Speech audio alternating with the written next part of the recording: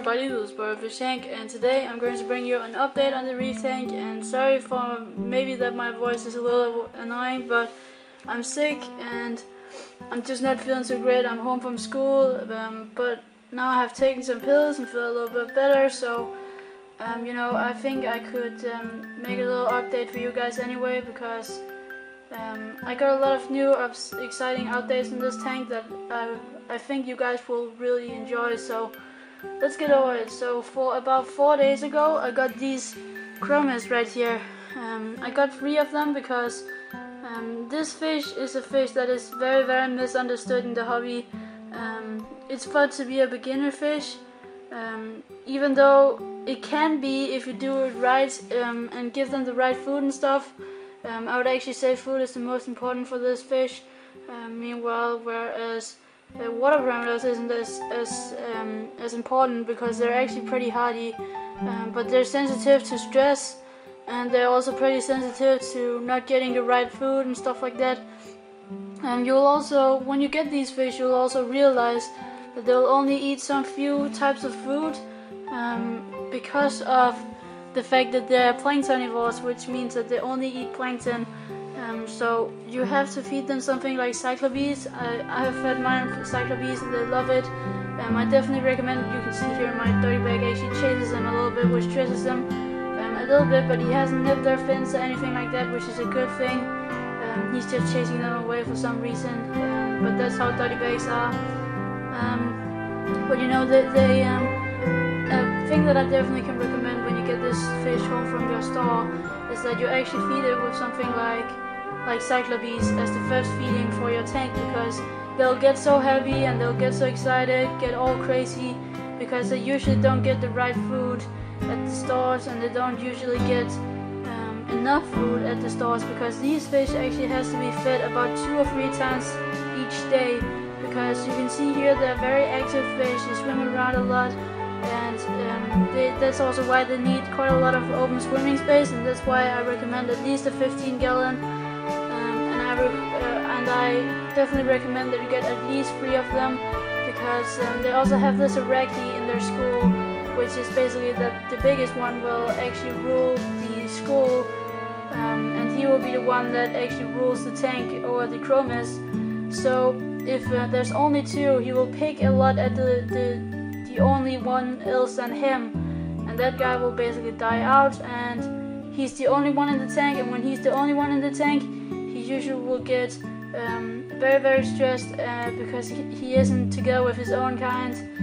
They really like to be together with their own kind because they're schooling fish, and they will generally not live as long in that way. So just a little cat tips for you guys right there. And these guys have been doing amazing. I mean, I bought them from the same store as I bought the dirty bag, and it's a great store. I have never had problems with parasites as I've had with the other stores, so that's really, really good. And you can see how hardy these fish are, because this dirty bag has been chasing them for a long time.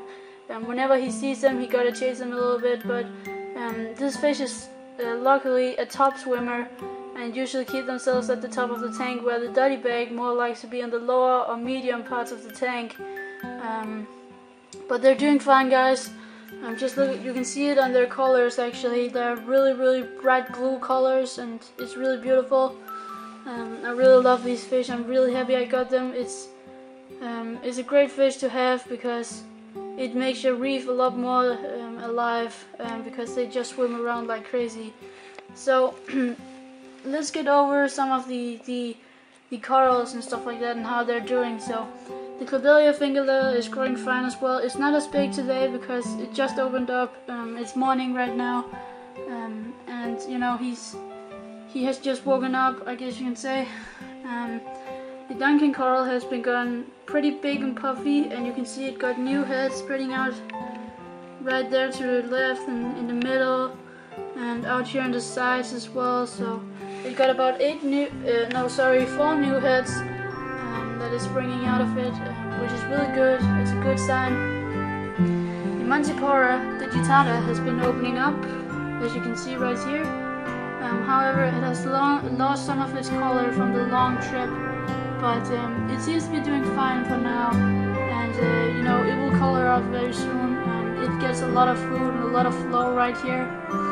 The same with the Aquarium007. Well, he didn't lose his color. He has actually gained a lot more color than recently. And he eats a lot, and he just seems to grow also. He seems to be branching out more, which is good to see. However, I cannot really see it in this early phase, but it seems like it's branching out here in the size. Over here, like over to this side, or here you can see 2 new branches coming out. The green star polyps are growing like crazy. They have attached themselves to the rock, and they just grow like crazy as always. The Praxbon has been doing fine as well. He has always been fine.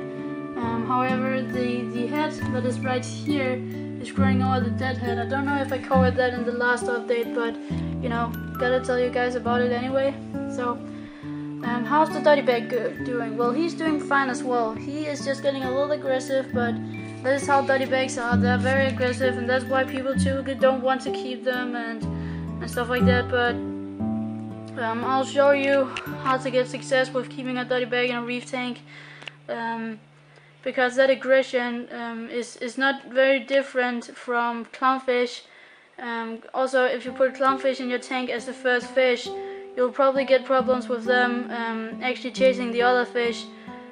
Whereas the Dotty Bag does the same thing, but they're not more. He's basically only one, so he hasn't really got that power in the tank as against free chromis.